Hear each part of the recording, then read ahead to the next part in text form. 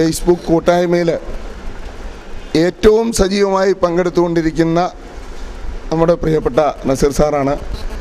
അദ്ദേഹത്തെ വളരെ സന്തോഷപൂർവ്വം നമ്മുടെ ഈ പത്തനംതിട്ടയിലെ സംസ്ഥാനത്ത് ആദ്യമായി രൂപീകരിക്കുന്ന സൗഹൃദ കൂട്ടായ്മയുടെ ഔപചാരികമായ ഉദ്ഘാടനവും ന്യൂ ഇയർ കേക്ക് മുറിക്കുന്നതിന് വേണ്ടി വളരെ സന്തോഷപൂർവ്വം ക്ഷണിക്കുന്നു. ശ്രീ സലീം പി ചാക്കോ, ഇവിടെയുള്ള മറ്റ് വിശിഷ്ട വ്യക്തികളെ, ഈ കൂട്ടായ്മയിൽ പങ്കെടുക്കുന്ന സുഹൃത്തുക്കളെ,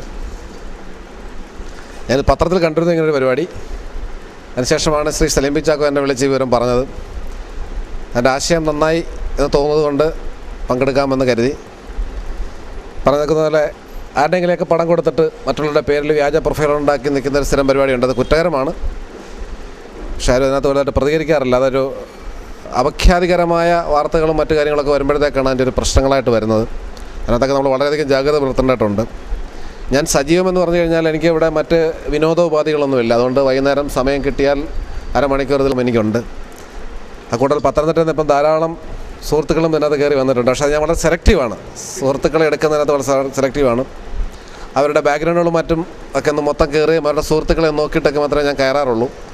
എനിക്ക് മറ്റ് പരിചയമില്ലാത്തവരെ ഞാൻ അക്സെപ്റ്റ് ചെയ്യാറില്ല. അതിൻ്റെ നിങ്ങൾക്കെല്ലാം അറിയാം, ഞാൻ പറഞ്ഞു തരേണ്ട കാര്യമില്ല. ഞാനിതിനകത്തൊരു വലിയ എക്സ്പെർട്ടൊന്നും അല്ല. എങ്കിൽ പോലും നമ്മളുടെ പ്രൊഫൈലിൽ കയറിയിട്ട് ടാഗ് ചെയ്യുന്നൊരു പരിപാടിയുണ്ട്.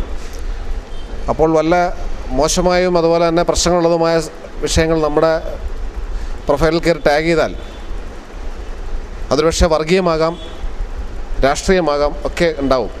നമ്മൾ ദിവസവും കയറി നോക്കുകയോ അത് റിമൂവ് ചെയ്യുകയോ ചെയ്യാതിരുന്നു പോയാൽ അത് വലിയൊരു, സാധാരണക്കാർ അത്ര വലിയ പ്രശ്നം വന്നില്ലെങ്കിലും ഈ പൊതുപ്രവർത്തനത്തിൽ നിൽക്കുന്നവർക്കും അതുപോലെ ഉദ്യോഗസ്ഥന്മാർക്കും അതൊരു വലിയ വിഷയമായിട്ട് വരും. അപ്പം സുഹൃത്തുക്കൾ തിരഞ്ഞെടുക്കുമ്പോൾ വളരെയധികം ജാഗ്രത പുലർത്തുക. പിന്നെ അതിനകത്ത് പിന്നെ സ്ത്രീകൾ ഒരാളേ ഉള്ളൂ, വലുതായിട്ടില്ലാത്തതുകൊണ്ട് കുഴപ്പമില്ല. അവരാണ് വളരെയധികം ജാഗ്രത പുലർത്തേണ്ടത്. അതിനകത്ത് ഈ നമ്മളൊക്കെ ഫോട്ടോകൾ, വീട്ടിലുള്ള കുടുംബത്തിലുള്ള സ്ത്രീകളുടെയൊക്കെ ഫോട്ടോകളൊക്കെ അപ്ലോഡ് ചെയ്ത് കയറ്റി വിടാറുണ്ട്. അതൊക്കെ വളരെ അപകടകരമായ സ്ഥിതിവിശേഷമാണെന്ന് പറഞ്ഞു തരേണ്ട കാര്യമില്ല.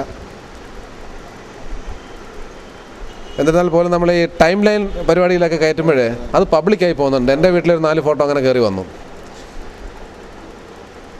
ഞാനെന്തായാലും കൂടുതലായിട്ട് ദീർഘിപ്പിക്കുന്നില്ല. എല്ലാവർക്കും പോകാൻ ധൃതിയുണ്ട്. ന്യൂ ഇയർ കേക്ക് മുറിച്ചുകൊണ്ട് നമ്മുടെ പരിപാടി ഉദ്ഘാടനം ചെയ്തതായിട്ട് അറിയിക്കുകയാണ്. നമസ്കാരം.